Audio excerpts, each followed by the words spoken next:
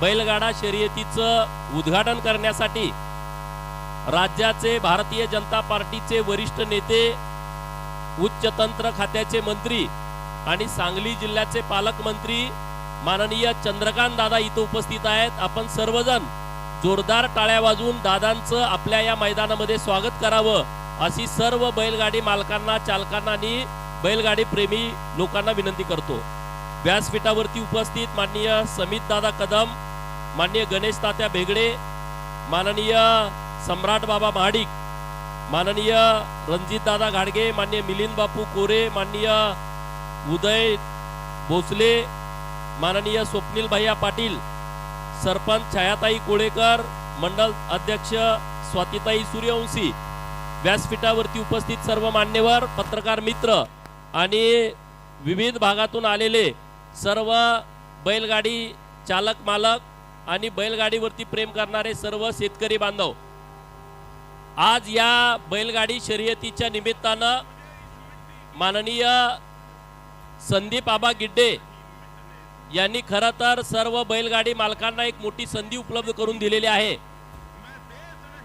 बैलगाडी शर्यत दादा 12 वर्ष बंद होती आणि तेव्हा जवळपास 36 लाख बैल जे गोवंश आहे, देशी गोवंश आहे, हे कत्तलखान्याकडे गेले होते आणि अखंड महाराष्ट्रातील सर्व शेतकऱ्यांची मागणी होती की बैलगाडा शर्यत कसल्याही परिस्थितीत चालू झाली पाहिजे।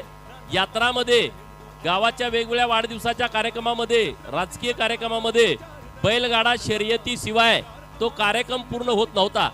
परंतु जे प्राणीमित्र होते त्यांचं म्हणणं होतं की बैलांच्या मध्ये जो पळण्याचा अंश आहे रक्तामध्ये तो नाही, जो घोड्यामध्ये आहे। घोडा हा पळणारा प्राणी आहे, परंतु बैल हा पळणारा प्राणी नाही, असं त्या प्राणी मित्रांचं म्हणणं होतं। हायकोर्टामध्ये, सुप्रीम कोर्टामध्ये तशी त्यांनी बाजू मांडली होती। राज्याचे मुख्यमंत्री माननीय देवाभाऊ यांना सर्व महाराष्ट्रातल्या बैलगाडी मालकांच्या वतीनं मी मनापासून धन्यवाद देईन, कारण त्यांनी या महाराष्ट्रातल्या 2500 बैलांची रक्त नमुने हे लायब्ररीकडे तपासायला पाठवले। लॅबोरेटरीमध्ये ते तपासले आणि बैलामध्ये पळण्याचा अंश आहे, म्हणजे चुकून लायब्ररी झालं, लॅबोरेटरीमध्ये तपासायला पाठवले, पळण्याचा अंश आहे, हे 2500 बैलांचे रक्ताचे नमुने तपासले आणि सुप्रीम कोर्टामध्ये शेवटी बैलगाडा मालकांच्या बाजूने निर्णय झाला आणि सगळ्या भागामध्ये आनंदाचं वातावरण तयार झालंय। आणि म्हणून दादा, आज या बैलगाडीमुळे गावामध्ये प्रचंड आर्थिक उत्पन्नाचा स्रोत तयार झालाय। आता ही शर्यत आहे, शेकडो हे भजी विक्रेते करणारे, मेवा विक्रेते करणारे, कासरे विक्रेते करणारे, आईस्क्रीम वाले, अशी सगळी लोक मैदानामध्ये येत आहेत। आता संदीप बाबांच्या बाबतीमध्ये 2 मिनिटं बोलतो आणि मी थांबतो। संदीप बाबांनी भारतीय जनता पार्टीचं काम सभासद नोंदीचं अत्यंत प्रामाणिकपणे केलेलं आहे। अत्यंत प्रामाणिकपणे आपल्या जिल्ह्यामध्ये नंबर 1चं सभासद नोंदणी ही संदीप बाबांनी केलेली आहे। आता त्यांनी सांगितलं मला 4 मुलं आहेत आणि मला निवडणुकीमध्ये उभा राहता येत नाही, ही गोष्ट खरी आहे, परंतु नेतेगिरी करायला काहीच अडचण नाही, कायद्यात बदल करायचं ठरलंय।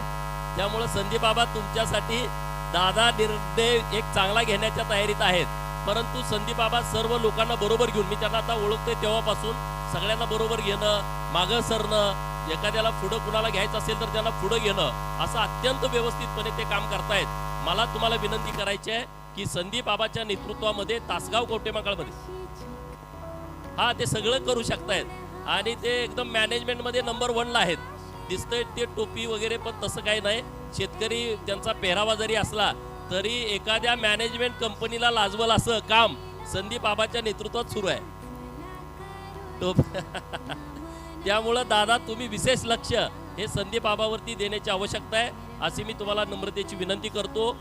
आणि तुम्ही या दुसरा विषय, आरेवाडीचं देवस्थान इथून 7-8-10 किलोमीटरवरती आहे।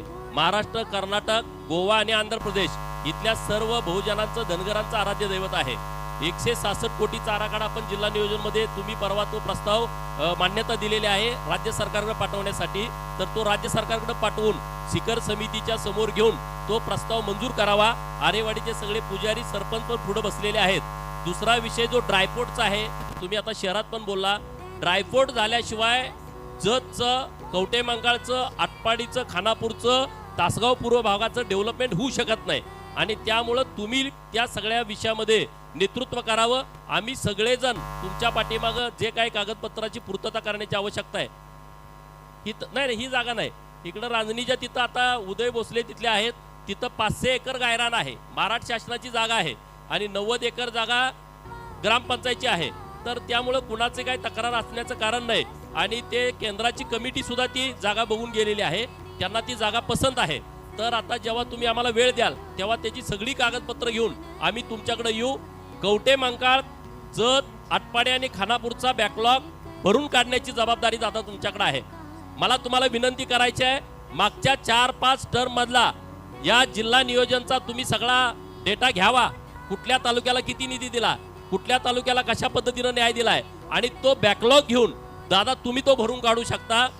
दुष्काळानं ही सगळी लोक पिचलेली आहेत, निसर्गानं आमच्यावरती नेहमी अन्याय केला, परंतु राजकीय पुढाऱ्यांनी जाणून बुजून अन्याय केला. आम्हाला त्या गोष्टीची चीड आहे आणि दादा तुम्ही असं नेतृत्व आहात की तुम्ही सगळ्या लोकांना न्याय देण्याची क्षमता, निर्णय घेण्याची क्षमता आणि घेतलेल्या निर्णयाची अंमलबजावणी करण्याची क्षमता तुमच्याकडे आहे. त्यामुळे या सगळ्या दुष्काळी पट्ट्यातल्या तालुक्याच्या वतीनं मी तुम्हाला नम्रतेचं आवाहन करतो, विनंती करतो की हा जो बॅकलॉग आहे, पुढाऱ्यांच्या गोट्याला जायला सुद्धा डांबरी रस्ता आहे, परंतु आमच्या गावाला जायला डांबरी रस्ता नाही, ही तफावत आहे. आणि त्यामुळे आमच्या सगळ्या लोकांच्या मनामध्ये प्रचंड चीड आहे आणि ती चीड दूर करण्याचं काम तुम्ही करू शकता, ते काम तुम्ही करावं अशी तुम्हाला विनंती करतो. संदीप आबाचं मनापासून विशेष अभिनंदन करतो की इतकं चांगलं देखणं मैदान तुम्ही आयोजित केलेलं आहे, त्याबद्दल धन्यवाद देतो आणि दादांनी बोलावं असं विनंती करतो. धन्यवाद. तदनंतर महाराष्ट्र राज्य उच्च तंत्र शिक्षण मंत्री आणि सांगली जिल्हा लोकप्रिय पालकमंत्री कर्तव्यदक्ष नेतृत्व सन्माननीय दादा आपल्याला या ठिकाणी मार्गदर्शन करतायत. एकदा जोरदार ठाण्यामध्ये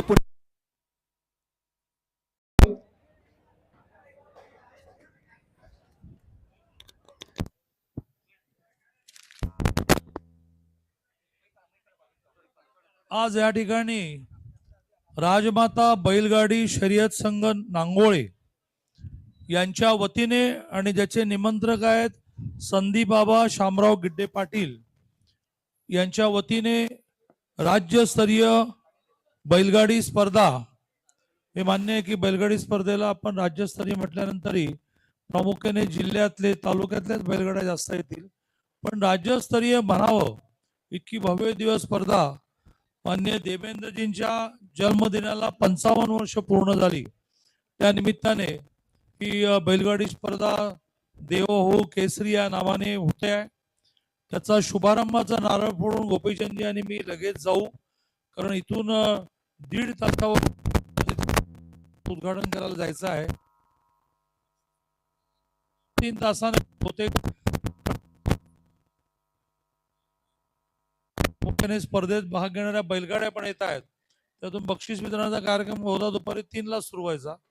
त्याला राज्याचे ग्रामविकास मंत्री जयकुमार गोरे येणार आहेत आणि त्यांच्या हस्ते बक्षीस वितरण होईल. हा उद्घाटनाचा नारळ फोडण्याच्या कार्यक्रमाला व्यासपीठावर उपस्थित जतचे आमदार, कुठल्या तरी एका विधानसभेचा आमदार असावं लागतं म्हणून जतचे आमदार, परंतु राज्याचं एक आगामी काळातलं आश्वासक नेतृत्व व्यक्तिमत्व गोपीचंदजी पडळकर, व्यासपीठावर उपस्थित भारतीय जनता पार्टीचे जिल्ह्याचे अध्यक्ष आणि कालच ज्यांची जिल्ह्याच्या क्रिकेट असोसिएशनचे अध्यक्ष म्हणून नियुक्ती झाली असे सम्राट महाडिक, जनसुराज्य पक्षाचे राज्याचे अध्यक्ष समित कदम, सगळ्यात महत्त्वाचं म्हणजे आपल्या सगळ्यांचे लाडके संदीप गिड्डे पाटील. हे व्यक्तिमत्व जितकं भारदस्त आहे, टोपी आणि दाढी एक मशिनिस्ट होता का, ती बिलकुल वाढत पण नाही कमी पण होत, ती तुम्हीच ती ट्रिम करता असं दिसतंय. तर असं एक भारदस्त व्यक्तिमत्व गर्दीत सुद्धा लक्षात येतं. गेल्या काही दिवसात ते सारखं आमच्या पार्टीच्या वेगवेगळ्या कार्यक्रमात दिसत आहे आणि त्यामुळे मी जरा नीट चौकशी केली की संदीप गिड्डे पाटील कोण, हे आले कुठून. तर ते मला असं कळलं की उद्धव ठाकरेंच्या शिवसेनेत होते, मग ते भारतीय जनता पार्टीत आले. भारतीय जनता पार्टीचे जे अनेक मोर्चे आणि अनेक प्रकोष्ठ असतात त्यातल्या किसान मोर्चाचे